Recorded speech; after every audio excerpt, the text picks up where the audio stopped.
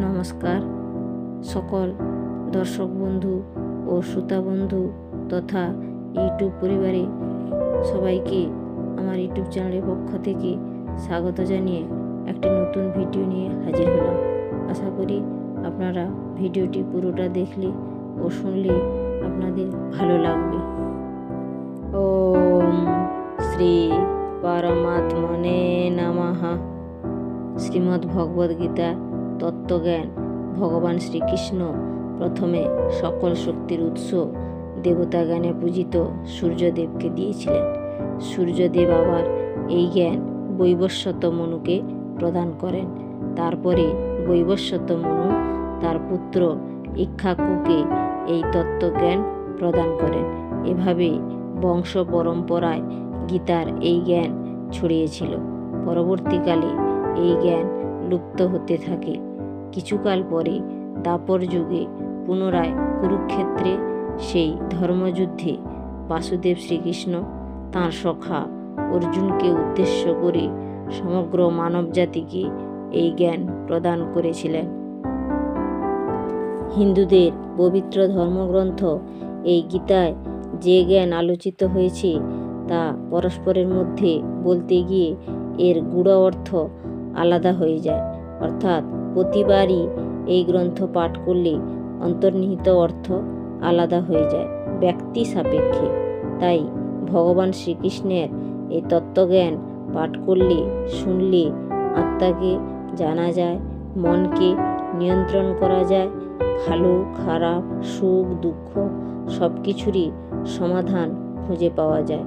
এক কথায় বলতে গেলে বলা যায় যে শ্রীকৃষ্ণের বহু জ্ঞান গর্ভবাণী সমগ্র পৃথিবীবাসীকে জীবনে চলার পথে আলোর দিশা দেখায়। শ্রীমদ্ ভগবদ্ গীতার ৪র্থ অধ্যায়ের একটি গুরুত্বপূর্ণ শ্লোক পাঠ করে শোনাচ্ছি।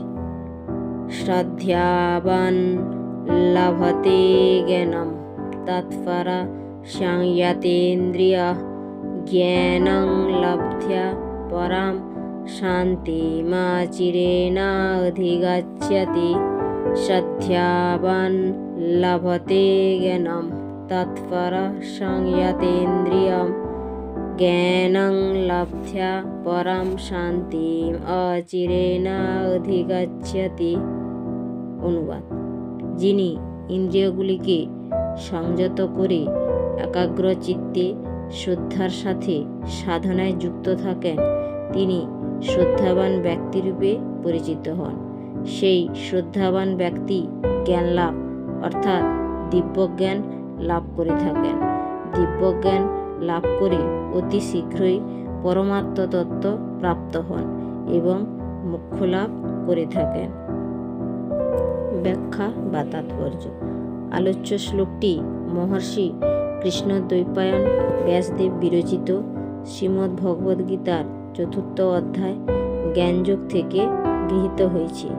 এই শ্লোকের মাধ্যমে ভগবান শ্রীকৃষ্ণ সখা অর্জুনকে উদ্দেশ্য করে অর্থাৎ সমগ্র পৃথিবীবাসীকে বোঝাতে চেয়েছেন যে যার মধ্যে শ্রদ্ধা আছে সেই শ্রদ্ধাবান ব্যক্তি। যিনি চোখ কান নাক জিভ ত্বক মন বুদ্ধি আত্মা এগুলিকে সংযত করে শ্রদ্ধাযুক্ত হয়ে একাগ্রভাবে সাধনায় যুক্ত থাকেন তিনি আত্মজ্ঞান লাভ করেন। আত্মজ্ঞান লাভের পরে অর্থাৎ সাধনপরায়ণ ব্যক্তি দিব্যজ্ঞান লাভের পরে অচিরেই পরম শান্তি অনুভব করেন। বাহ্যিক দিক দিয়ে বলা যেতে পারে যে যে সকল শিক্ষার্থী শ্রদ্ধাযুক্ত হয়ে শিক্ষালাভ করে থাকে তারা প্রকৃত জ্ঞান অর্জন করে থাকে।